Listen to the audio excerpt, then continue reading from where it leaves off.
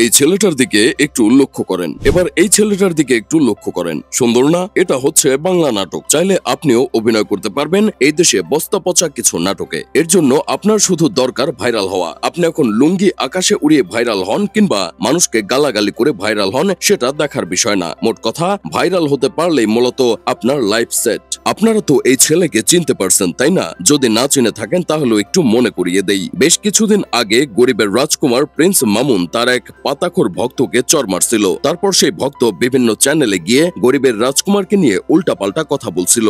শুধু তাই নয়, শাকিব খানের মতো নায়ক হওয়ার ইচ্ছাও সে পোষণ করছিল।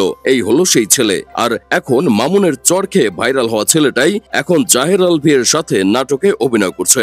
এখন গরিবের রাজকুমার প্রিন্স মামুনের আরো কিছু পাতাখোর ভক্তরা তার হাতে চর খাওয়ার জন্য হোম রেখে না পড়লেই হলো। এজন্যই বলছিলাম, এই দেশে ভাইরাল হতে পারলে তার পিছনে ফিরে তাকাতে হয় না। আপনি পাগলামি করে ভাইরাল হলেও একদিন নাটকে অভিনয় করতে পারবেন। হোক না সেটা বস্তা পচা নাটক, তারপরেও নাটক তো। তবে এভাবে বস্তা পচা পাবলিকদের ধরে এনে নাটক বানাতে দেখছিলাম দেশসেরা পরিচালক মাবরুর রশিদ বান্নাকে। মাথায় গু কালারের রং করে দাঁত বের করে হাসি দেওয়া অপু ভাইয়ের কথা মনে আছে? সেই সময় গু কালারের রং করা অপু ভাইকে ধরে এনে নাটক বানিয়ে ভিউ বাণিজ্য করেছিলেন আমাদের অস্কার বিজয়ী এই পরিচালক। তার থেকে মূলত এই দেশের বিভিন্ন পরিচালকরা শিক্ষা নিয়ে এই ধরনের টিকটকার ধরে এনে নাটক বানিয়ে সমালোচনার শিকার হয়ে ভিউ বাণিজ্যতে অংশ নিচ্ছে।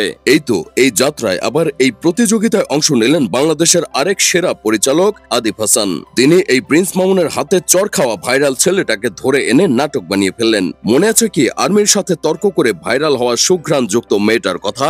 আর্মির সাথে ওয়েট শব্দটি 69 বার উচ্চারণ করে ভাইরাল হওয়ার পর ব্র্যান্ড প্রমোশনের সুযোগ পেয়ে গেছিল সে। তারপর তো পরিমনির বর্তমান টয় বয় শেখ সাদের সাথে একটা মিউজিক ভিডিওতেও কাজ করলেন। সেও এখন একজন মডেল। সে কোনো নাটকে অভিনয় করলেও অবাক হব না, কারণ এটা বাংলাদেশ। এখানে ভাইরাল হওয়াটাই মুখ্য বিষয়। ডক্টর সাবরিনার কথা তো আপনারা ভালো করেই জানেন। তিনি করোনার ভুয়া সার্টিফিকেটের ব্যবসা করে জেল খেটে এসে বই লিখে আবার কখনো নাটকে অভিনয় করে, আবার কখনো বাসায় বসে বসে রান্নার ভিডিও বানিয়ে ফেসবুকে আপলোড করে। তিনি আবার কার সাথে নাটক করেছে সেটা শুনলে আপনার কদম জোড়া কাঁধে উঠে যেতে পারে। তাই আগেই জিনিসপত্র চাপ দিয়ে বসুন।